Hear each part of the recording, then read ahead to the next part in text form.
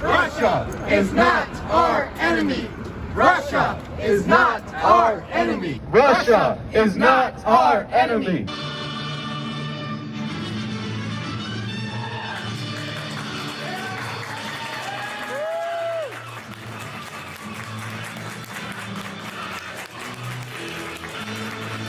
Used the energy revenue to rebuild the industries of Russia, and he made Russia once again a strong economy. And that is why U.S. media demonizes Russia. That is why the U.S. government toppled the government of Ukraine in 2014 with the Euro-Maidan coup and installed a fanatically anti-Russian regime in Kiev. You know, I saw a CNN reporter claim that Ukraine was a peaceful country until now. Well, this is the monument in Donbass to all the children who have died of the shelling and the bombing being carried out by the U.S.-backed regime in Kiev. 14,000 plus people dead, children who have died. It hasn't been a peaceful country. The people of Donbass have been subject to 8 years of bombing, 8 years of shelling, 8 years of a food blockade, and Russia is now moving in to protect them and bring an end to this. The Wall Street money sharks hate Russia. They hate China, Cuba, Venezuela, Iran, and many other countries because they have governments that stand up to the international bankers and their monopolistic corporations. And it's not a good situation. People are dying and it needs to end. And we need there to be a negotiation. We want there to be peace in Ukraine, and that means that our leaders sit down and negotiate. It doesn't mean that Boris Johnson gets on the phone and wrecks a peace deal just because he wants people to keep dying. Global food crisis spawned by a war. That's right. Russia is not our enemy. Russia is not our enemy. Russia is not our enemy. Russia is not our enemy. Russia is not our enemy. Russia is not our enemy. Russia is not our enemy. Russia is not our enemy. Russia is not our enemy. Russia was with us in the fight against the Nazis in World War II. At the moments when America shows its true colors and is standing up for justice and truth, you'll notice that we're standing with Russia. Peace with Russia. Peace with China. Peace with Russia. Peace with China. It's time to stand for peace here at the United Nations. We are marching up to the religious rally. Russia and China are not our enemy. Peace with Russia. Peace with China. Peace with Russia. Peace with China. Peace with Russia. Peace with China. Peace with Russia. Peace with China. Peace with Russia. Peace with China. Peace with Russia. Peace with China. Peace with Russia. Peace with China. Peace with Russia. Peace with China. Peace with China. Peace with Russia. Peace with Russia. Peace with China. Peace with Russia. Peace with China. Peace with Russia. Peace with China. Peace with Russia. Youth festivals are very, very important to my organization in particular, the Center for Political Innovation. Every meeting that we have, we begin with the pledge. We've changed the word youth for people because we have people of all ages, but we begin, we raise our right hands, we pledge that we shall remember this unity forged at the end of the Second World War, not only today, not only this year, this week, but always, and the pledge goes on. But that is such a beautiful pledge that came out of the World Democratic Youth Federation. And I must say that the youth festivals represent the best, not just of this country, but of America. A time when we stood in solidarity with Russia to defeat fascism. And they're trying to erase that from American history. I'm Caleb Maupin, the chair of the U.S. delegation, and he also represents the Center for Political Innovation. Welcome, everybody. My name's Caleb Maupin. I'm the founder of the Center for Political Innovation. And in October, I was deeply honored when the youth office of the Russian Foreign Ministry reached out to me about forming a national preparatory committee for the upcoming World Youth Festival, set for March in Russia.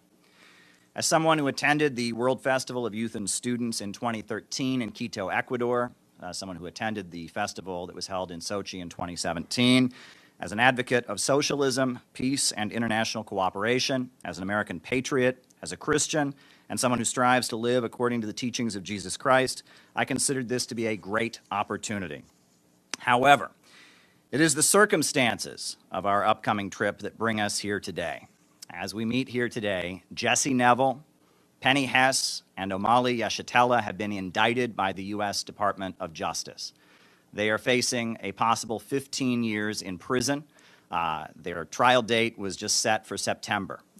The Biden administration has charged them for doing what we are about to do, for going to an international conference in Russia. I'm the leader of the United States delegation. I'm representing the Center for Political Innovation.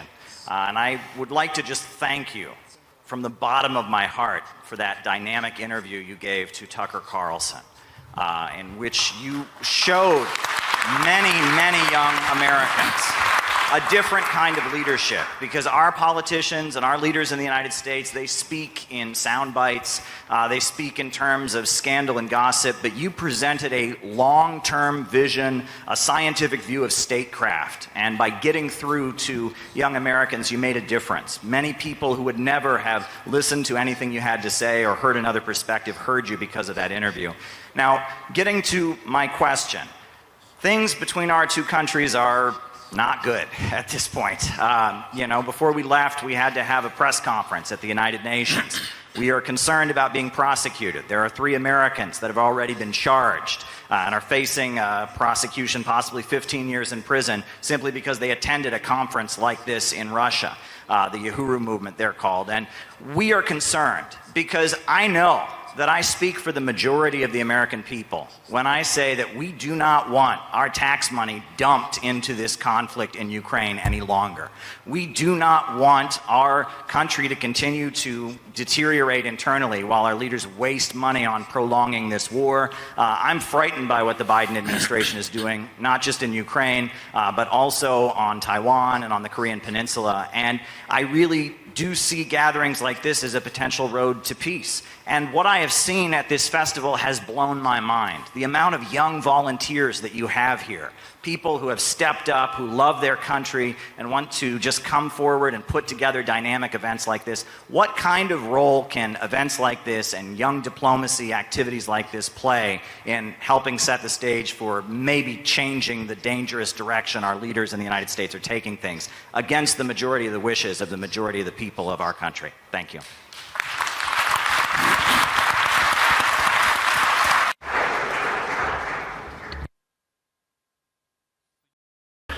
The United States of America is a huge and unique country. In its own way, over 300 years, in just 300 years, which is a small period of time compared to our history, but thanks to the talents of the Americans, it became a superpower, which is an obvious fact. We know outstanding American politicians, we know outstanding American business people, cultural activists, which is an obvious fact. We used to be allies during 2 world wars as we fought Nazism and fascism. What happened recently? After the war, after the alliance, the United States and the Soviet Union started dividing the world, and they did so successfully. And based on this balance of powers, they created international relations and created the modern system of international law. Then the Soviet Union ceased to exist for a number of reasons. I will not go into detail, but they were mainly internal reasons.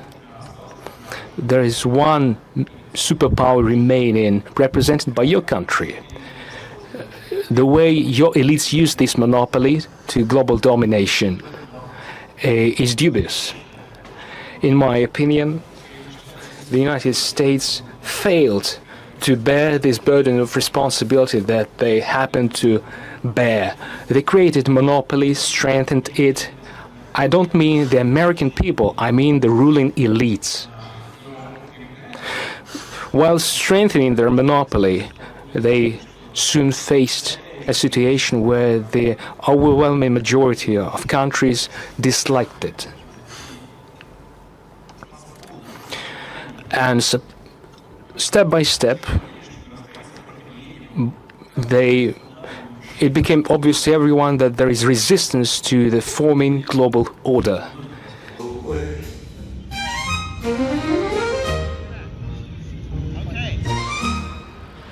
All right, so we're here at Trump Tower. They told you these people are horrible. They told you these people are terrible, that they will never do anything good for us. There's a reason for that. It's called money. It's called power.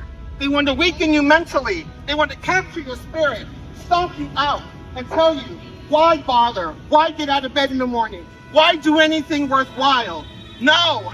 Great again. This was a great moment when Trump talked to Kim Jong-un and started the process of peace on the Korean Peninsula.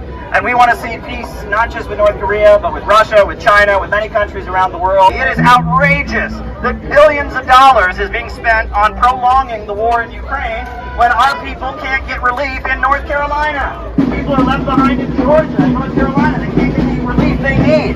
This is outrageous. Our government is more concerned with waging wars around the world than for caring for our own people. We need a president who will put America first, a president who will bring peace around the world. Only peace can make America. Big crowd of people. Huge crowd of people here to support Donald Trump, pouring in to watch the inauguration ceremony in the Capital One Arena.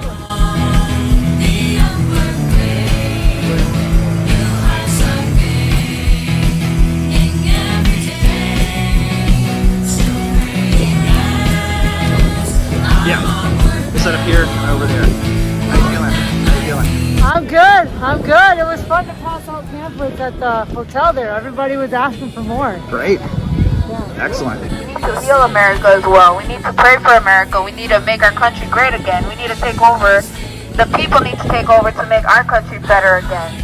And I hope Trump can help us with that. Donald Trump for one of the greatest moments of his first presidency, when he went to a country that America has technically been at war with since the 1950s and gave peace a chance. We want to make peace around the world.